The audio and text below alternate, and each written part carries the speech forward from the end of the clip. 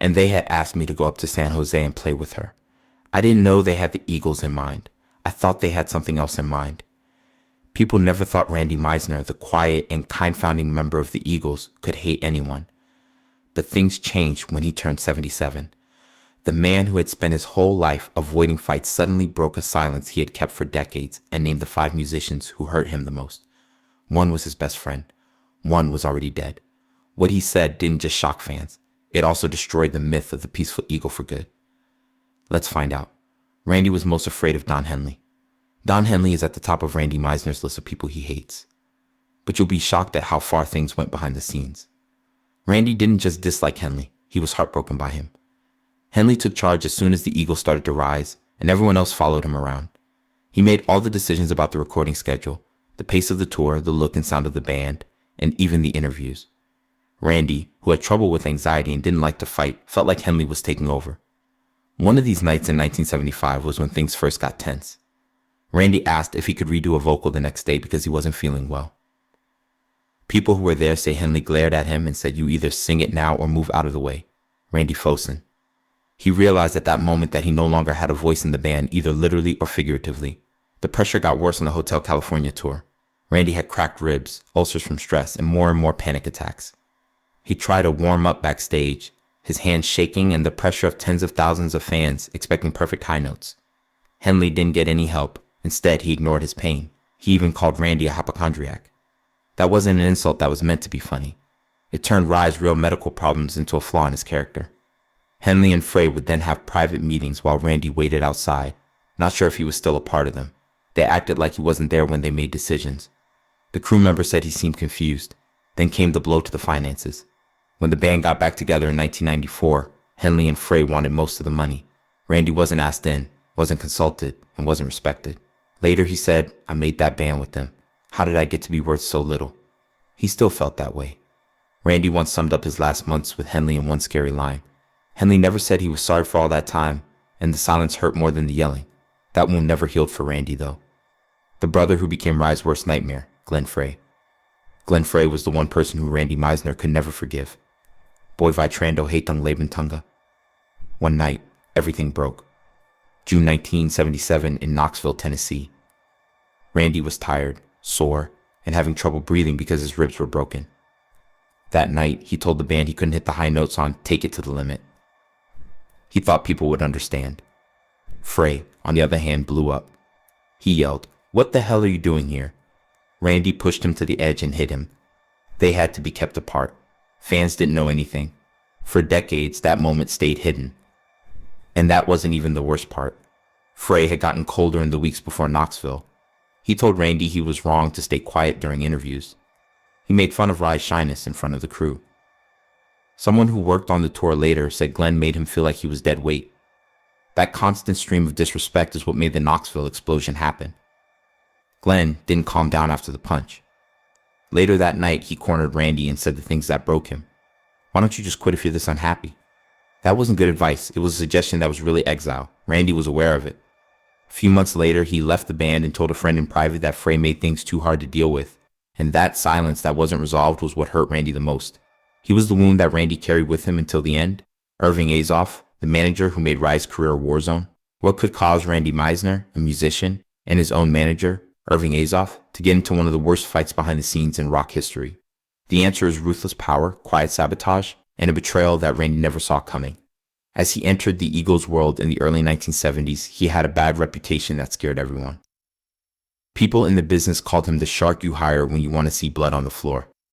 Henley and Frey's attitude worked great, but Randy's attitude ruined him. The first big hit happened when Randy left the Eagles to promote his solo album. He thought the manager, who had once worked out million-dollar deals for the band, would help him. Instead, radio stations weren't getting free copies. Interviews went away, and tours fell apart before they even started. Randy finally went to Azoff's office to talk to him, hoping for an answer. Witnesses say Azoff jumped out of his chair and yelled down the hall, "Get the hell out of here, you're finished." Randy was shocked when he left. At the time, he didn't know this was just the start. He learned months later why everything fell apart so quickly. Friends told him that Henley and Frey told Azoff, "If you can, Randy, we'll find someone else." For Randy, that wasn't just betrayal. For a professional, it was a death sentence. Azoff had picked a side, and it wasn't Randy's. But the worst cut happened years later when Azoff helped make the Eagles documentary. Randy hoped that the movie would finally show what really happened to him. Instead, the version that people saw made him look weak, irresponsible, and unstable. People who didn't like the movie quietly pointed out how much it favored Henley, Frey, and Azoff himself. One person who knew said it felt like someone had written Randy out of the band's history. That comment broke Randy. "They act like I was never a part of it," he told a friend.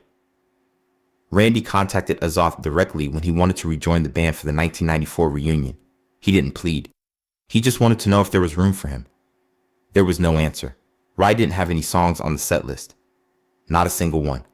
Randy never got over the embarrassment since then. Frey didn't see Irving Azoff as just a manager. He was the one who made sure that Randy Meisner was never seen again. Don Felder, the friend who lost Frey's last bit of trust. Randy Meisner didn't think people like Henley or Frey would be loyal to him. But that hurt in a different way for Don Felder. Felder was the one person Randy thought would be there for him when everything else in the Eagles turned into a war zone. That's why this betrayal hurt more than the fights. Felder and Randy hit it off right away when Felder joined the Eagles in 1974. Felder would joke with Randy after tense rehearsals, "Man, one day we're going to get out of this circus." Randy trusted him. For a while, they were the two guys in a band with two kings who were trying to stay alive. When Randy left the Eagles in 1977, Felder and Joe Walsh talked about starting a new band. Finally making something without Henley or Frey being in charge. For the first time in months, Randy felt hopeful. He began to write again. He said to a friend, "I hope I don't get pushed out this time." But the plan died as soon as Felder realized that it was safer to make peace with Henley and Frey. He didn't support Randy.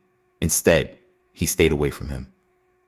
Crew members told Randy that Felder had stopped talking about the trio project altogether. No fighting, no talking, just silence. That silence hurt more than Henley's insults ever did. The book Heaven and Hell came next. Fans thought Felder would finally tell them how Randy had been treated badly. Instead, there wasn't much talk about Frey's story. Felder talked about every fight he had with Henley and Frey. Every fight, every argument. But when it came to Randy, he didn't tell the whole truth. Randy is said to have told me that he knew what I was going through. He just didn't put it in. And when the Eagles got back together in 1994, Randy wasn't there at all. He reached out, hoping that Felder would at least help him. There was no action. Later, Randy told someone close, "You think someone would say something for me?" Felder didn't. Felder only spoke kindly after Randy died. But tributes don't fix years of silence. Don Felder wasn't the loudest enemy to Randy. He was the saddest heartbreak. Joe Walsh was the friend who left when Randy needed him the most. The fight between Randy Meisner and Joe Walsh didn't happen all at once. It broke in an instant backstage during the Eagles' broken late 70s tour. Someone on the crew heard Joe say, "I can't fix your problems, man." "I never asked you to fix anything," Randy said in response. "Don't pretend you don't know what's going on." That was the moment their friendship broke. Randy never hated Joe like he hated Henley or was afraid of Frey. But he did have a quiet resentment toward him that grew when someone he trusted suddenly changed sides. Randy was one of the first people to welcome Walsh when he joined the Eagles in 1975. He liked Joe's sense of humor, how relaxed he was, and the energy he brought. For a while, Joe thought he was the only thing that kept Randy from being controlled more and more by the band's leaders. But things changed quickly.